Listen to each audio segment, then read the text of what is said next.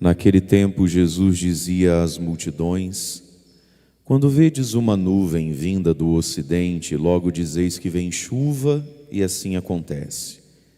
Quando sentis soprar o vento do sul, logo dizeis que vai fazer calor, e assim acontece. Hipócritas, vós sabeis interpretar o aspecto da terra e do céu, como é que não sabeis interpretar o tempo presente? Por que não julgais por vós mesmos o que é justo? Quando, pois, tu vais com o teu adversário apresentar-te diante do magistrado, procura resolver o caso com ele enquanto estás a caminho. Senão ele te levará ao juiz, o juiz te entregará ao guarda e o guarda te jogará na cadeia. Eu te digo, daí tu não sairás enquanto não pagares o último centavo. Palavra da salvação. Glória a vós, Senhor.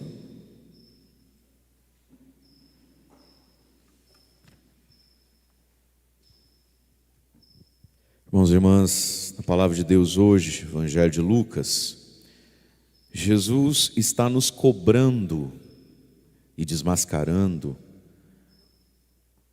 as nossas desculpas a respeito do eu não sabia, eu não consigo, não me disseram, ninguém me contou, né? As nossas desculpas com relação à culpa é do outro. Jesus então disse às multidões: quando vocês veem uma nuvem vinda do ocidente, vocês falam, vai chover, e chove. Nós estamos aqui no tempo da ciência totalmente incipiente, né? Não tinha absolutamente nada do que tem desse nosso saber técnico e científico que temos hoje, né?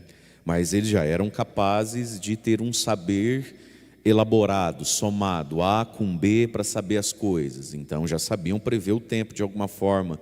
E Jesus está dizendo, e assim acontece, né? Quando vocês sentem soprar o vento vindo do sul, vocês dizem, olha, vai vir o verão, vai vir o calor, vai esquentar. E assim acontece. Trazendo para hoje então, quantas coisas o ser humano se tornou capaz de prever, de saber, de negociar, de elaborar na mente. Juntar uma informação com outra informação e concluir algo. E Jesus está dizendo, e vocês são bons nisso. Geralmente acontece, quando vocês usam a inteligência e somam as coisas, geralmente dá certo. Então ele vai dizer no versículo 56, hipócritas, vocês sabem interpretar os aspectos e as coisas da terra e do céu? Como é que não sabeis interpretar o tempo presente? O que Jesus está falando aqui por interpretar o tempo presente? Primeiro, interpretar quem Ele é capaz de conhecer tanta coisa, é capaz de por si mesmo pensar e emitir opinião por tanta coisa, não consegue pensar quem é Jesus, não consegue pensar como anda o meu relacionamento com Jesus, com Deus, usa a cabecinha para tanta coisa, para essa coisa é burro, é jegue, o tico e o teco não funciona quando o assunto é Deus, religião, igreja. Aí é como uma criança que nem sabe falar. Que história é essa? Como assim não sabeis interpretar o tempo presente? Ou seja, também significa, é tempo do que na minha vida hoje? E isso aqui é um grande desperdício, né? Às vezes a gente sabe muito do que não nos importa, pode até importar para o outro, mas não nos importa saber, talvez a maioria das coisas que a gente sabe. Talvez a maioria das coisas que a gente sabe, aprendeu ontem ao longo do dia, por exemplo. Estou falando ontem porque hoje não deu tempo de nada, né? Acho. Talvez a maioria das coisas que a gente levou do ontem, quinta-feira, não nos resolve nada, não nos faz diferença mesmo, né? Como é que você não sabe interpretar o tempo presente, essa relação da vida com o tempo? E a gente vai se enchendo de um tanto de coisa que não nos resolve, não nos faz diferença, né? E aí a gente não sabe interpretar, minha vida hoje está em que tempo, está em que fase, está em que época? Qual que é a vontade de Deus para mim hoje? Qual que é o apelo de Deus para mim hoje? E a gente vai se dopando, se engordando de coisas que não nos fazem absoluta diferença. O nome disso é alienação, né? Até mesmo algumas causas podem nos tornar pessoas extremamente alienadas. Quando terminar a política agora, o que vai ficar de quem doou a vida a isso? Tem gente que está simplesmente dopado por isso. Dopado, virou zumbi. Não tem outro assunto, não tem outra conversa, não tem outro sentimento, não tem outro olhar, não tem outro nada. Aí vai acabar, porque dia 30 chega, em nome de Jesus. E depois disso? Qual é o tempo presente da sua vida, da minha vida? E às vezes, meus irmãos, a gente faz do tempo presente coisas que não são nossas. Por exemplo, a vida do outro, a dor do outro. Tem gente que vive em função de dores alheias. Não é isso? Aquele amigo que está se divorciando, aquela que está passando tal situação, fulano que está doente. É lógico que a gente tem que ser empático e caridoso com as pessoas, mas você está entendendo. Tem gente que vive em função do outro, do sonho do outro, da dor do outro. Qual é o tempo presente? Como é que a gente não sabe interpretar o tempo presente? Qual é a missão do aqui e do agora da nossa vida, que é onde a gente está e é onde Deus está com a gente? No aqui e no agora da nossa vida. Jesus está dizendo, vocês sabem tanta coisa, não sabem o tempo presente? Jesus aqui também está falando será que é Ele o prometido? Será que é Ele o Messias? Será que é Ele o Cristo? Ou será que não é um outro? Será que não é na próxima geração? E aí Jesus também está dizendo, interpretar o tempo presente. Será que é agora que eu deveria tomar tal atitude ou não em relação a mim mesmo, a minha conversão, a minha santificação? Qual é o tempo presente? E Jesus está dizendo que quem não sabe muito responder essas perguntas, ou está em desacordo com elas, pode estar no pecado da hipocrisia.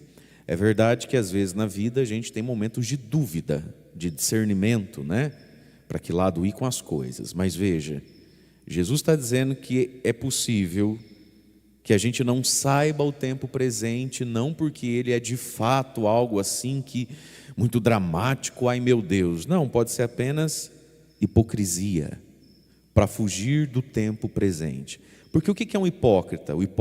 A hipocrisia, ela é uma máscara. Portanto, olha o que Jesus está dizendo aqui, que no fundo a gente foge do que devia saber, fazer, a gente foge das coisas que a gente deveria de fato se vincular no aqui e no agora, para manter a máscara, para não perder a máscara, para sustentar o personagem.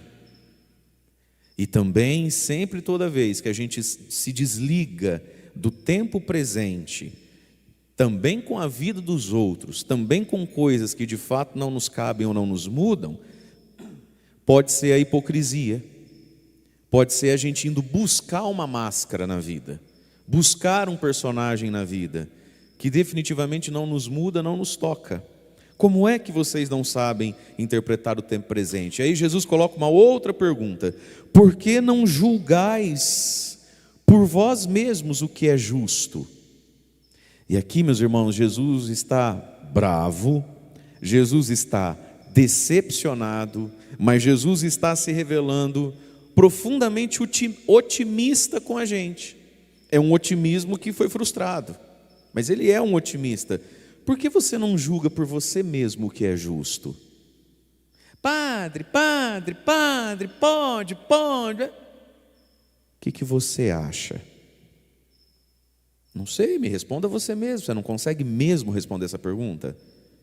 Você não consegue mesmo tomar essa atitude? Se não consegue mesmo, tudo bem, mas a pergunta é, não sabe mesmo? Olha o que Jesus está dizendo. Por que não julgais? Julgar, criar critérios, olha. Por que não julgais por vós mesmos o que é justo, o que é agradável a Deus? Para falar lá dos filósofos, onde nasce o saber humano, não necessariamente religioso. Por que não julgais por vós mesmos o que é bom, belo e verdadeiro? Só que aqui, meus irmãos, tem algo. A formação da nossa consciência. E sim, Jesus, é que nós, muitas vezes, Jesus, não sabemos mais e estamos deformados sobre o que é bom, belo e verdadeiro. Bom, belo e verdadeiro. E a gente cria um mundo, aceita um mundo e interioriza um mundo que não é bom, é mau, é perverso, não é belo, é feio, tosco.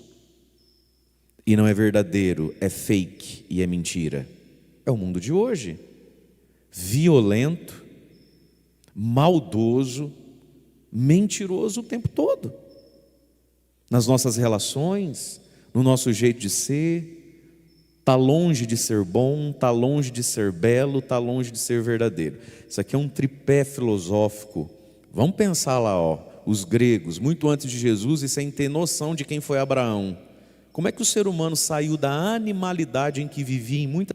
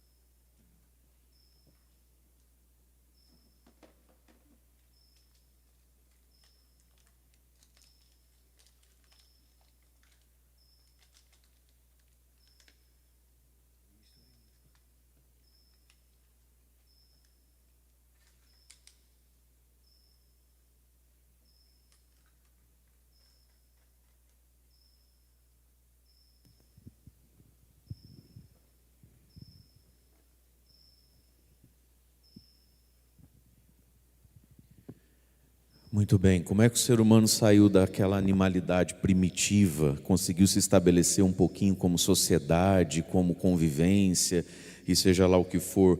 E é daí que a gente tem a tradição dos filósofos, não que só eles pensassem ou vivessem alguma busca, mas foi o que ficou a história registrada para nós. Através dessas três coisas que se relacionam com o ser humano, com a alma humana: bondade, beleza e verdade. Todo pecado peca contra a bondade, a beleza e a verdade. Todo pecado toca nessas três coisas sempre e toda vez, mais em uma, menos em outra, mas sempre nas três.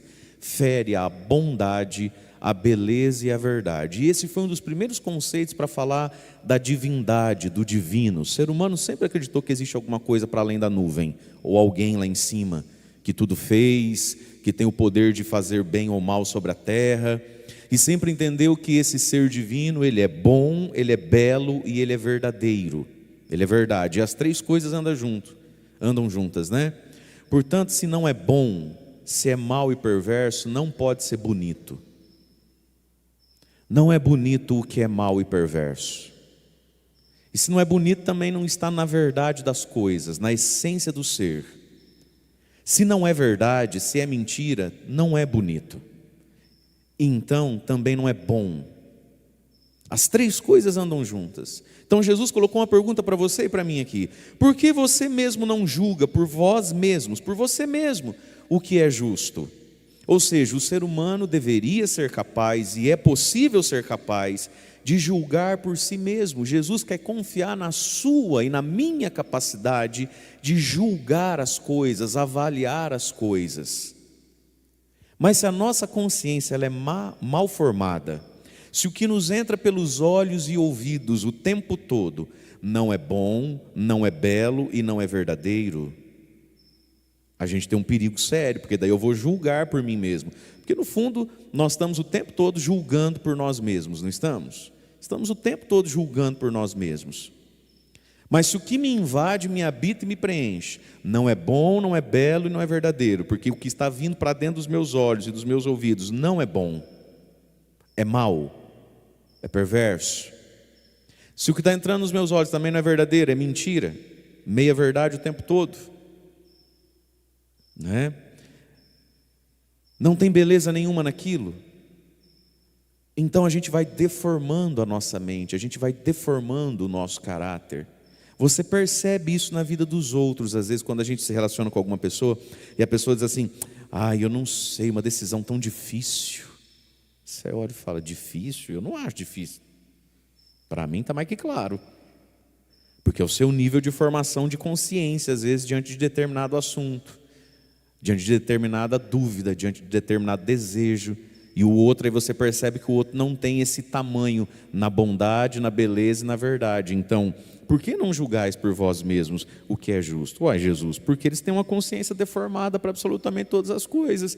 Quando a gente vai convivendo com a palavra de Deus, com o Evangelho, a gente vai vendo que aquele povo, e também na pessoa dos seus líderes, políticos e religiosos, fariseus, saduceus, mestres da lei e tudo que envolvia o mundo de Jesus, eles tinham bondade?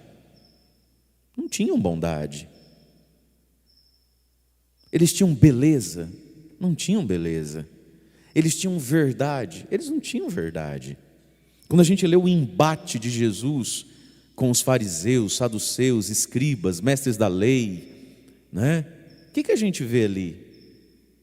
Que eles eram incapazes mesmo de julgar por eles mesmos o que é justo, o que agrada a Deus. Eles erravam quase que toda hora o critério das coisas. Não é Jesus que tem que ficar dizendo para eles, mas caramba, eu não quero sacrifício, eu quero a misericórdia. Do que adianta dar o dízimo de tudo? Se fala mal de todo mundo, se quer tacar a pedra na menina lá que estava no adultério, se não aceita que o Mateus agora me chamou para jantar com ele. Vocês julgam errado o tempo todo o que Deus quer. Hipócrita, sepulcro caiado, do que adianta ser, não.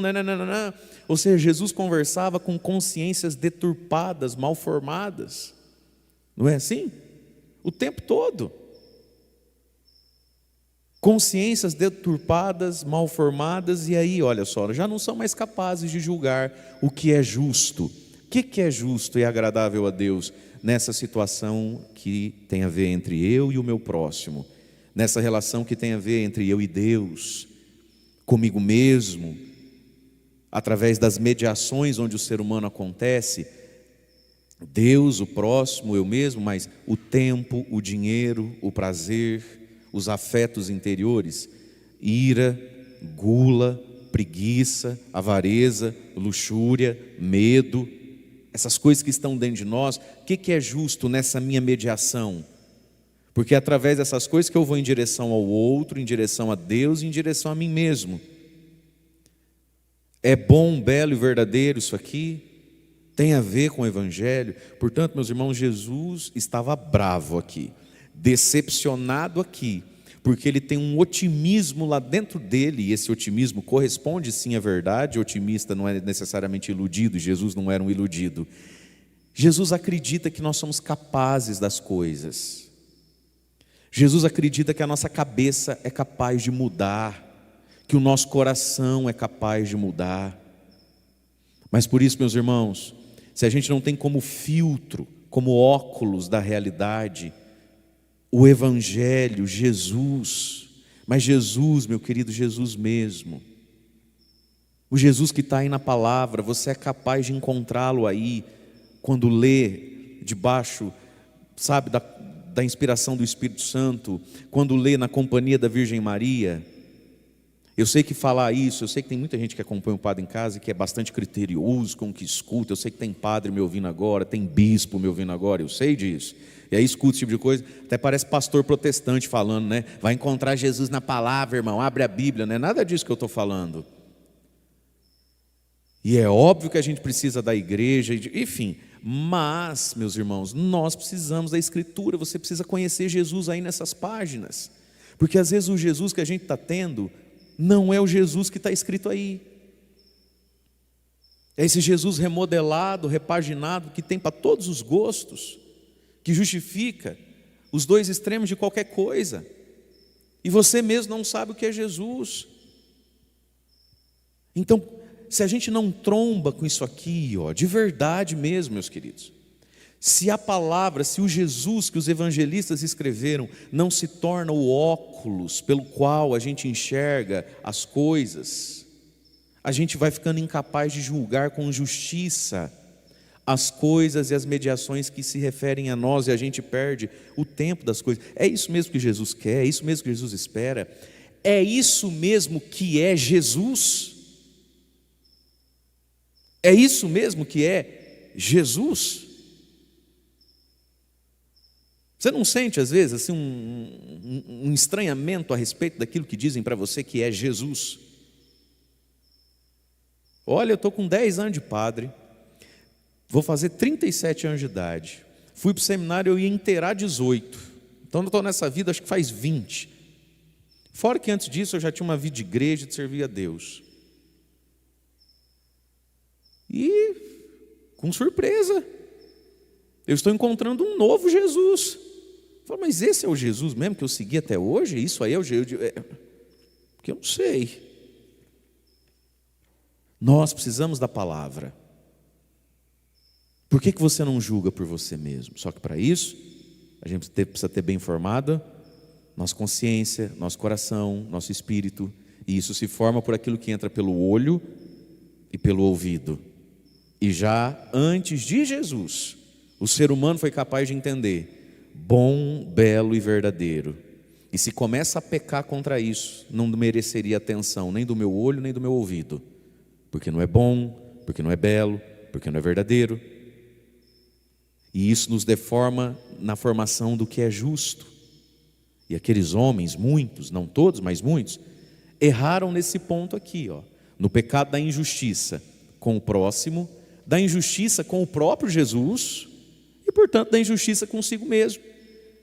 E para nos assustar um pouquinho, foram injustos porque tropeçaram na lei, na religião, na fé e na Escritura. O farisaísmo de então, daquele tempo, era um farisaísmo que foi se enchendo de camadas em relação a Deus. No fundo tinha fariseu ali, tinha mestre da lei, tinha escriba, muita gente do próprio povo, também os mais simples, que o Deus que eles tanto acreditavam, e que faziam ele se relacionar de modo injusto com o próximo e com o próprio Jesus, no fundo era um Deus que eles nunca talvez tiveram acesso, porque era o Deus que alguém contou, que alguém contou, que alguém disse, que o fulano falou. É um Deus que vai tão distante de nós, da fonte primária das coisas e primeira das coisas. Minha gente, esse povo colocou Jesus na cruz. E por que mataram Jesus na cruz? Ninguém coloca na cruz alguém que eu interpreto ou sinto como bonzinho. Eu só tenho a coragem de levar alguém para morrer daquele jeito numa cruz quando eu o sinto e o interpreto como mal, como perigoso, como menor, como desgraçado, como filho. E de onde é que veio toda essa fúria sobre Jesus? Da religião. De Moisés e Abraão. Só que de um Moisés e um de Abraão que a pessoa talvez ela mesma nunca teve acesso àquilo. Porque alguém interpretou, que o templo disse. Então, ao mesmo tempo que nós precisamos da interpretação do padre, da igreja, das coisas oficiais, a gente precisa da palavra. A gente precisa ter contato com Deus, a gente precisa dentro de nós rezar o evangelho de cada dia, olhar para Jesus, para suas perspectivas, para os seus sentimentos, para as suas palavras, para julgarmos por nós mesmos aquilo que é justo nas ocasiões da nossa vida que se referem ao próximo, que se referem a Deus, a nós mesmos, ao reino, à igreja. E aí então Jesus diz, e vai falar aqui nesses últimos 2 versículos, explicando para nós um pouquinho também, no fim das contas, para que serve a vida, né? Ou uma boa imagem para a gente interpretar a vida. Ele diz assim, versículo 58, Lucas 12, 58. Quando, pois, você vai com o seu adversário se apresentar lá diante do juiz, né? Se eu fosse você, procura resolver o caso, a discussão, o entrevero, enquanto você está no caminho, enquanto você não chega lá no tribunal, lá no fórum lá. Porque pode acontecer que ele vai te levar ao juiz, o juiz vai te entregar ao guarda e ele vai te jogar na cadeia e dali você não sai enquanto não pagar o último centavo. Isso aqui é uma boa imagem para a gente interpretar o que a gente está fazendo aqui agora na nossa vida. Nós estamos indo em direção ao juiz. E nessa nossa caminhada em direção ao juiz, que é Deus, ao tribunal, né, que é a morte. Jesus está dizendo o que para você, para mim? Tenta resolver a tua vida enquanto você está a caminho. Porque se você chegar lá, nesse fórum, nesse tribunal chamado morte, juízo final, com esse tanto de perrengue com o teu adversário, que é quem aqui? A sua consciência. Que é quem aqui? O seu próximo. Se você chegar lá sem estar em paz com a sua consciência, com o seu próximo, e por que não dizer um pouquinho, esse adversário aqui pode ser o próprio Jesus. Jesus muitas vezes é um adversário para mim, para você. A gente está em desacordo com ele. Ele manda a gente perdoar, a gente não perdoa. Manda dar o outro lado da face, a gente não dá. Ele fala que se estiver me obrigando a andar 1 quilômetro com ele, com o sujeito, eu deveria andar 2 e sem reclamar. Ele fala que se pegar o meu manto é para eu dar a túnica. A gente não faz nada disso. Nosso adversário é Jesus. É o Evangelho. O Evangelho fala que a gente tem que entrar no quarto, fechar a porta e orar ao Pai em segredo. A gente não fecha a porta, a gente não reza. O Evangelho diz que a gente deveria amar, perdoar as pessoas, não condenar ninguém e ao mesmo tempo sem deixar de dar o dízimo e as ofertas. A gente não é dizimista, a gente não dá oferta, não perdoa ninguém. Nós temos um adversário dos brabos, dos grandes. Jesus, o Evangelho. É ou não é? Jesus disse: quem ama marido, mulher, amigo, filho, boi, terra e casa, mais do que a mim, não é digno de mim. Nós temos um baita de um adversário, minha gente. Jesus, o Evangelho. E Jesus está dizendo, enquanto você caminha nessa vida, se reconcilia com esse adversário, que é a verdade, a bondade, a beleza.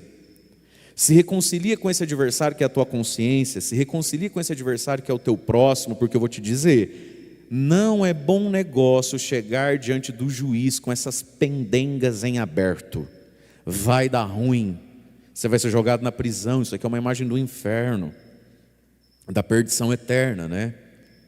Há quem interprete esse não sair até pagar o último centavo, não sendo o inferno, um purgatório que vai durar até ser a última alma que sai de lá. Você imaginou? Todo mundo já está no céu, todo mundo já achou um lugar para sentar lá no céu, está todo mundo já se servindo ali do salgadinho e tal, e a gente do lado de fora, lá no purgatório ainda, nem provou a roupa, nada.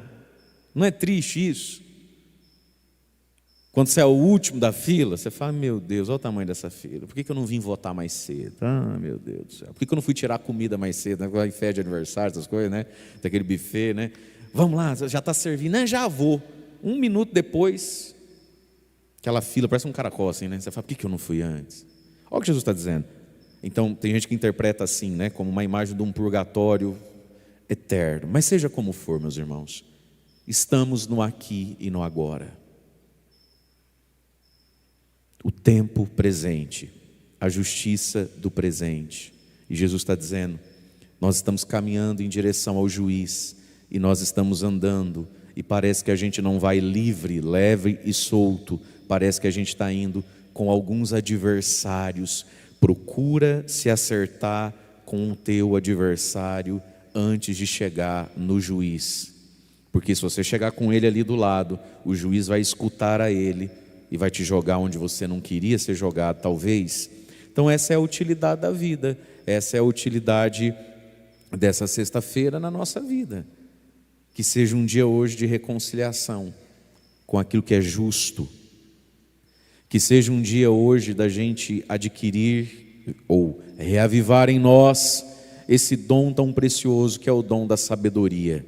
É possível ter muita ciência, muita academicidade, muita curiosidade, ou, no bem popular, é possível ser bastante sabichão, sabichona e muito pouco sábio. É o dom da sabedoria, junto com e a despeito do que eu sei das coisas, a sabedoria para saber o que é justo e qual é o tempo presente na minha vida. Louvado seja nosso Senhor Jesus Cristo, para sempre seja louvado.